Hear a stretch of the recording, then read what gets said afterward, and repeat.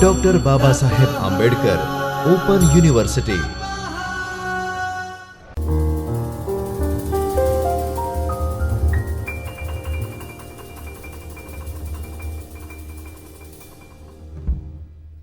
नमस्कार विद्यार्थी मित्रों, doctor Baba Saheb Ambedkar open university के चैतन्य स्टूडियो से मैं डॉक्टर रश्मि, सहायक प्राध्यापिका हिंदी, आप सभी का हार्दिक स्वागत करती हूँ।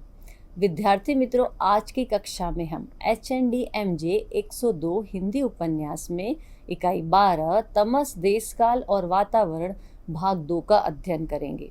जैसा कि विद्यार्थी मित्रों, तमस उपन्यास में अभी तक की इकाइयों में हमने उसकी कथा वस्तु, पात्र और चरित्र चित्रण एवं उसके संवाद और कथोपकथन की चर्चा की।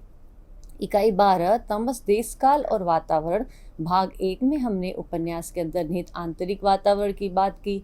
आज हम यहाँ पर उसके बाह्य वातावरण की चर्चा करेंगे। बाह्य वातावरण से आशय उन बाहरी परिस्थितियों से है जिनके बीच उपन्यास की कथा विकसित होती है। इसमें समय, स्थान, समाज, प्रकृति, धार्मिक, सामाजिक तथा राजनीतिक परिस्थितियां शामिल होती हैं। बाह्य वातावरण पात्रों के व्यवहार, विचार और घटनाओं को प्रभावित करता है तथा कथा को यथार्थ और विश्वसनीय बनाता है। भीष्म साहनी ने अपने तमस उपन्यास में विभाजनकालीन भारत की सामाजिक, धार्मिक, राजनीतिक तथा प्राकृतिक परिस्थितियों का अत्यंत सजीव रूप से चित्रण किया है। इन परिस्थितियों के माध्यम से लेखक ने विभाजन के समय की त्रासदी और मानवीय संकट को प्रभावशाली ढंग से प्रस्तुत किया है। उपन्यास का बाह्य वातावरण उस समय, स्थान, समाज और परिस्थितियों को दर्शाता है जिसमें कथा विकसित होती है।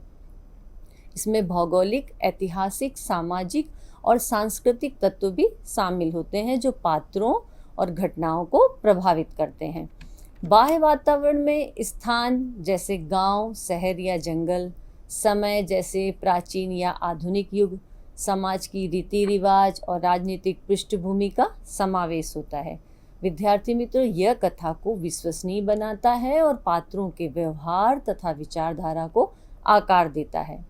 इसके अलावा संवाद और भाषा शैली भी बाह्य वातावरण से प्रभावित होती है। विद्यार्थी मित्रों, उपन्यास जिस विचारधारा या संदेश को पाठकों के सामने प्रस्तुत करता है वह बाह्य वातावरण के प्रभाव से अधिक प्रभावी बनता है। इस प्रकार बाह्य वातावरण केवल पृष्ठभूमि नहीं होता बल्कि यह उपन्यास की आत्मा को आकार देने में महत्वपूर्ण भूमिका निभाता है। इस उपन्यास में बाह्य वातावरण की चर्चा विशेष रूप से की गई है, जिसमें हम प्रकृति चित्रण, सामाजिक, धार्मिक एवं राजनीतिक परिस्थितियों को दर्शाया गया है। इन सब का वर्णन उपन्यासकार ने अत्यंत प्रभावशाली रूप से किया है, जिससे पाठक विभाजन की त्रासदी को जीवंत रूप में अनुभव करता है। उस समय की घटनाओं को पढ़कर वह ऐसा महसूस कर रहा है कि सब कुछ उसके सामने ही घटित हो रहा है। तो विद्यार्थी मित्रों, आइए गांव के सामान्य जनजीवन के चित्रण का उपन्यास का एक अंश हम देखते हैं। वातावरण में स्थिरता थी। सुबह की घटना से पैदा होने वाला तनाव कुछ दब गया था, कुछ बिखर गया था। सड़कों पर चहल पहल थी। खुदाबख्श की दुकान के सामने गली के सिरे पर कमेटी का एक कारिंदा सीढ़ी लगाकर दीवार में लगे लैंप की चिमनी साफ कर रहा था और लैंप में तेल डाल रहा था। नगर का कार्यकलाप फिर से जैसे किसी संगीत की लय पर चलने लगा हो। जब इब्राहिम इत्र फरोश कंधों और पीठ पर तरह तरह की बोतलें लटकाए एक गली से दूसरी गली इत्र फुलेल की आवाज़ लगाता अपनी स्थिर चाल से गुजरता तो लगता नगर की इस धुन पर उसके पांव उठ रहे हैं।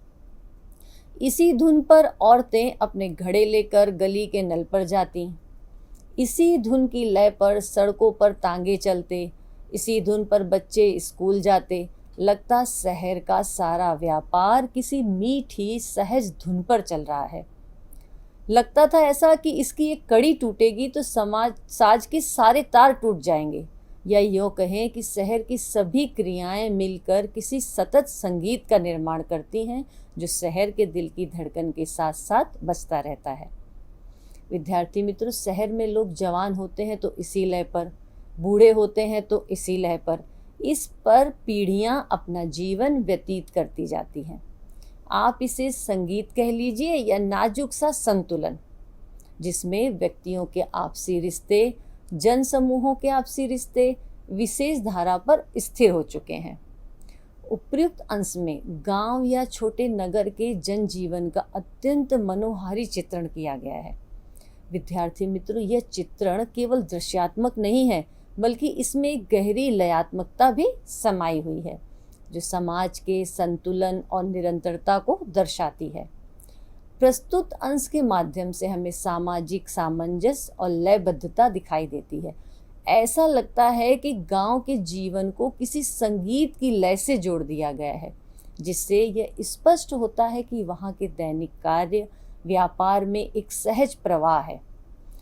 चाहे वह खुदाबख्श की दुकान के सामने लैंप साफ करने वाला कारिंदा हो, इब्राहिम इत्तफरोज की स्थिर चाल हो, औरतों का घड़ा लेकर नल पर जाना हो या बच्चों का स्कूल जाना, हर एक गतिविधि जैसे किसी अदृश्य संगीत की धुन पर चल रही है। विद्यार्थी मित्रों, यह लय केवल व्यक्तिगत कार्यों में नहीं है, बल्कि पूरे समाज की संरचना में व्याप्त है। यह लय उस संतुलन की प्रतीक है जो वर्षों से कायम है और पीढ़ी दर पीढ़ी इसी प्रवाह में जीवन व्यतीत करती चली जाती है। आइए विद्यार्थी मित्रों, अब देखते हैं प्रस्तुत अंश में स्थिरता और सामूहिकता का भाव। इस अंश में नाजुक सा संतुलन शब्दों का प्रयोग कर लेखक ने यह संकेत दिया है कि सामंजस्य जो जन समूहों के आपसी रिश्तों और क्रियाकलापों से बना है, अत्यंत संवेदनशील और नाजुक भी है। इसे बनाए रखना आवश्यक है, क्योंकि यदि इस लय की कोई कड़ी टूटती है तो पूरे समाज की संरचना प्रभावित हो सकती है। यह विचार सामाजिक ताने बाने की स्थिरता पर प्रकाश डालता है। यहाँ पर प्रस्तुत अंश के माध्यम से चित्रात्मक भाषा और शैली का भी रचनाकार ने अत्यंत सुंदर और सजीव भाषा में प्रयोग किया है। विद्यार्थी मित्रों, जिससे दृश्य आंखों के सामने हमारे जीवंत उठते हैं। इत्र फरोश की बोतलें, घड़ों के साथ चलती औरतें, सड़कों पर चलते तांगे, ये सभी दृश्य एक गतिशील छवि प्रस्तुत करते हैं। साथ ही किसी संगीत की लय, शहर के दिल की धड़कन के साथ साथ बजता हुआ संगीत जैसे रूपकों के माध्यम से गांव की आत्मा को रचनाकार ने शब्दों में बांधने का प्रयास किया है। इस अंश में ग्रामीण जीवन की सहजता, सौंदर्य, सामूहिकता और उसकी लयबद्धता को प्रभावशाली ढंग से प्रस्तुत किया गया है। विद्यार्थी मित्रों, यह हमें याद दिलाता है कि किसी समाज की स्थिरता केवल बाहरी गतिविधियों से नहीं, बल्कि वहाँ के लोगों के आपसी रिश्तों और समझदारी पर निर्भर करती है। यदि यह लय बनी रहती है तो समाज आगे बढ़ता है, और यदि यह टूटती है तो संतुलन बिगड़ सकता है। विद्यार्थी मित्रों, अब उपन्यास में निहित प्रकृति चित्रण की हम बात करते हैं। आइए सबसे पहले उपन्यास में व्यक्त प्रकृति चित्रण का एक हम अंश देखते हैं। टीले के ऊपर पहुंचकर दोनों ने अपने घोड़े रोक लिए। सामने दूर तक चौड़ी घाटी फैली हुई थी, जो पहाड़ों के दामन तक चली गई थी। लगता था दूर क्षितिज पर सतरंगी धूल उड़ रही थी। विशाल मैदान, कहीं छोटी छोटी पहाड़ियां और उस पर स्वच्छ नीला आकाश, जिसकी पारदर्शी ऊंचाइयों में चीलें तैर रही थीं। बाईं और ऊंचा पहाड़ था, जिसे नीली आभा ने ढक रखा था। पहाड़ की ऊंचाई पश्चिम की ओर ढलते ढलते इतनी कम हो गई थी कि मैदानों को छूने लगी थी। दाईं ओर दूर धुंध में पहाड़ियों की धूमिल सी आकृतियां नजर आ रही थी। विद्यार्थी मित्रों, उपर्युक्त अंश में प्रकृति का अत्यंत सजीव और मनोहारी चित्रण किया गया है। लेखक ने शब्दों के माध्यम से एक ऐसा दृश्य उकेरा है जिससे पाठक के मन में घाटी, पहाड़, मैदान और आकाश का एक स्पष्ट चित्र बन जाता है।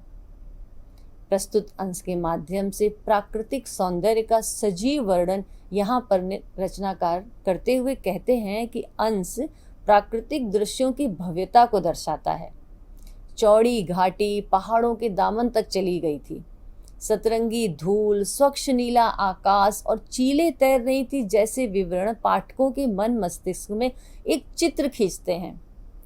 विशेष रूप से नीली आभा ढके हुए पहाड़ और लालीमय पहाड़ियों की धूमिल आकृतियों जैसे वाक्य प्रकृति के रंगों और उनकी बदलती छवियों को दर्शाते हैं। यहाँ पर भौगोलिक सुंदर और विस्तार पर भी लेखक ने हमारा ध्यान खींचा है।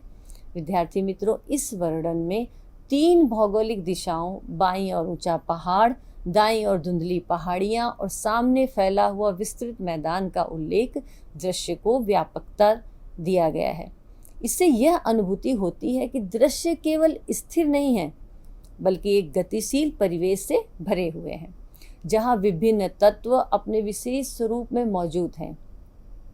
आइए विद्यार्थी मित्रों, अब देखते हैं हम प्रस्तुत अंश में भावनात्मक प्रभाव और कल्पनाशीलता। यह दृश्य पाठक के मन में एक रोमांचक और रहस्यमयी अनुभूति उत्पन्न कराता है। सतरंगी धूल उड़ रही थी जैसे वाक्य एक अद्भुत कल्पनाशीलता को दर्शाते हैं, जिससे ऐसा प्रतीत होता है मानो प्रकृति अपने स्वयं के रंगों से सजीव हो रही हो। साथ ही चीलें तैर रही हैं। ऐसे वाक्य गतिशीलता को दर्शाते हैं, जिससे दृश्य और अधिक वास्तविक प्रतीत होता है। उपन्यास का यह अंश प्राकृतिक सौंदर्य, विस्तार और कल्पना की समृद्धि का एक उत्कृष्ट उदाहरण है। इसमें दृश्यात्मक वर्णन और सूक्ष्मता का जो संतुलन है, वह इसे एक प्रभावशाली और सरस रचना बनाता है। विद्यार्थी मित्रों, लेखक ने शब्दों के माध्यम से न केवल स्थान का चित्रण किया है, बल्कि उसके भीतर छिपे रहस्य, शांति और विशालता को भी व्यक्त किया है। विद्यार्थी मित्रों, अब हम बात करते हैं उपन्यास में निहित सामाजिक परिस्थितियों की। तमस उपन्यास में लेखक ने समाज के विविध पक्षों का करुण और मर्मस्पर्शी चित्रण किया है। इसमें तत्कालीन सामाजिक परिस्थितियों को बड़ी ही कुशलता से निरूपित किया गया है। विद्यार्थी मित्रों, इस उपन्यास में दिखाया गया है कि सांप्रदायिकता की आग में जलते समय सबसे अधिक शोषित और पीड़ित वे लोग होते हैं जो पहले से ही समाज के हाशिए पर हैं। गरीब और बेकसूर लोग जैसे नत्थू, जरनैल, मिल्खी, हरनाम सिंह, बंतो, इत्रफरोश आदि लोग सांप्रदायिक दंगों के शिकार बनते हैं। इसके विपरीत हम देखें तो अमीर वर्ग पूरी तरह से सुरक्षित रहता है। समाज के इस वर्ग को सांप्रदायिकता की आग छू तक नहीं पाती। कांग्रेस के सदस्यों ने समाज सेवा का बीड़ा उठा रखा है उपन्यास में, लेकिन उनकी ये सेवा केवल दिखावे के लिए है। वे अपने स्वार्थ को सर्वोपरि रखते हैं और वास्तविक समस्याओं के समाधान से अपने आप को दूर रखते हैं। जो सच्चे देशभक्त हैं और समाज में शांति बनाए रखना चाहते हैं, उन्हें अपनी जान से हाथ धोना पड़ता है और उन्हीं को कौम का गद्दार करार दे दिया जाता है। तिरस्कार झेलना पड़ता है उन्हें, और वही जो असल में कौम के गद्दार होते हैं, वे समाज में सम्मानित बनकर घूमते हैं। विद्यार्थी मित्रों, इस उपन्यास में साहनी जी ने यह भी दिखाया है कि सांप्रदायिकता के नाम पर दंगे फसाद भड़काने वाले ही बाद में अमन चैन के नारे लगाते हैं और खुद को शांति दूत साबित करने की कोशिश करते हैं। विद्यार्थी मित्रों, यह स्थिति आज भी हमारे समाज में देखने को मिलती है। जहाँ सांप्रदायिकता और वर्ग भेद की विषमता बनी हुई है, आज भी हमारे समाज में अमीर और गरीब दोनों के वर्ग के बीच में अंतर बना हुआ है। लेखक ने तमस में इस सामाजिक असमानता और राजनीतिक स्वार्थ का अत्यंत ही यथार्थ चित्रण किया है। विद्यार्थी मित्रों, यह उपन्यास समाज व्यवस्था पर एक करारा व्यंग करता है और एक कड़वे सच को उजागर करता है, जिसे हम झुठला नहीं सकते। इस तरह से यह समाज की विषमता अर्थात भिन्नता को दर्शाता है।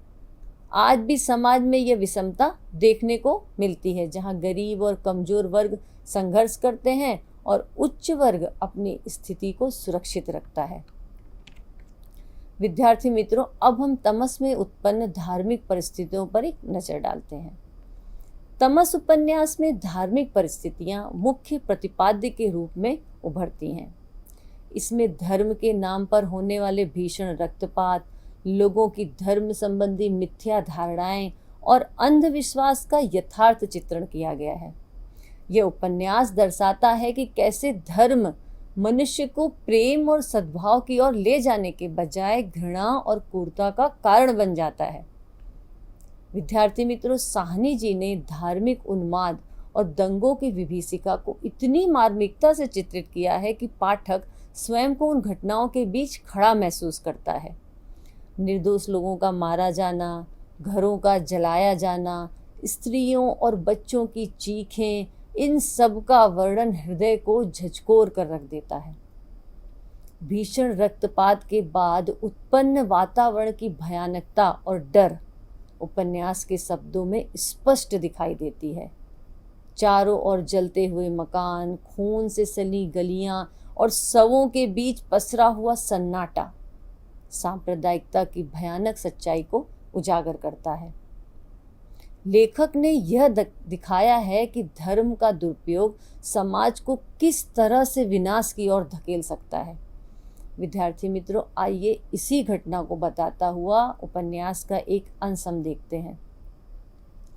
जब रोशनी फैलने लगी तो चील और कौवे ढेरों के ढेर आसमान में उड़ने लगे। अनेक गिद्ध भी मंडराते हुए आ गए। स्कूल के बाहर खड़े एक रूढ़ मूढ़ पेड़, यानी कि वो बिना पत्तों वाला एक रूखा सूखा पेड़, जिस पर 10-15 गिद्ध आकर बैठ गए थे।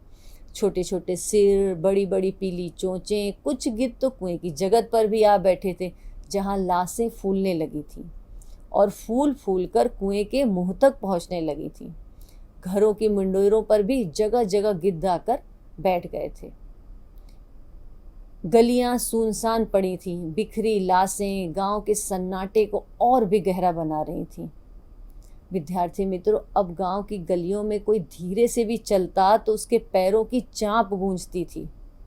बलवाई लूटपाट का सामान लेकर लौट गए थे, बहुत से मारे गए थे। गुरुद्वारे में कुएं की ओर जाने वाले रास्ते पर जगह जगह औरतों के परांदे, चुन्नियाँ, चूड़ियाँ गिरी हुई पड़ी थीं। गुरुद्वारे के निकट विशेष रूप से हाथों में से टूटकर गिरी चूड़ियों के टुकड़े जगह जगह बिखरे पड़े थे।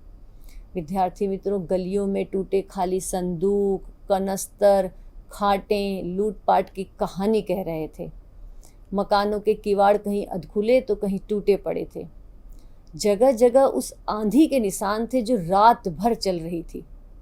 इस अंश में बलवा और दंगे के बाद के भयानक दृश्य का सजीव चित्रण किया गया है। लेखक ने वातावरण के सन्नाटे, विध्वंस और कुरूपता को गिद्धों, चीलों और कौवों की उपस्थिति से और भी अधिक प्रभावशाली बना दिया है। लाशों का फूलना, टूटे किवाड़, बिखरी चूड़ियाँ, परांदे और लूटपाट के निशान सांप्रदायिक हिंसा की विभीषिका को दर्शाते हैं। गलियों की सुनसान और भयानक स्थिति पाठक को अंदर तक झकझोर कर रख देती है। विद्यार्थी मित्रों, ये दृश्य समाज की अमानवीयता, क्रूरता और उस दर्दनाक सच्चाई को उजागर करता है जिसे कोई भी सभ्य समाज स्वीकार नहीं करना चाहता। इस तरह यह उपन्यास धार्मिक उन्माद और उसकी विनाशकारी प्रवृत्तियों को उजागर करता है। विद्यार्थी मित्रों, तमस केवल विभाजन की कथा नहीं है, बल्कि मानवीय संवेदनाओं का दस्तावेज है और देश काल और वातावरण का चित्रण इसकी सबसे बड़ी विशेषता है। तमस का बाह्य वातावरण उपन्यास की आत्मा है। विभाजनकालीन भारत का यथार्थ चित्रण और सामाजिक, धार्मिक और राजनीतिक समस्याओं का सशक्त प्रस्तुतिकरण है। इस तरह से विद्यार्थी मित्रों, आज की कक्षा में हमने यहाँ पर तमस के बाह्य वातावरण के अंतर्गत प्रकृति चित्रण, सामाजिक परिस्थितियाँ और धार्मिक परिस्थितियों की चर्चा की। अपनी इसी बात को आगे बढ़ाते हुए हम आगे की कक्षा में बाह्य वातावरण के अंतर्गत राजनीतिक परिस्थितियों और तमस के देश, काल और वातावरण की विशिष्टता के बारे में चर्चा करेंगे। धन्यवाद। स्वाध्यायः परमं तप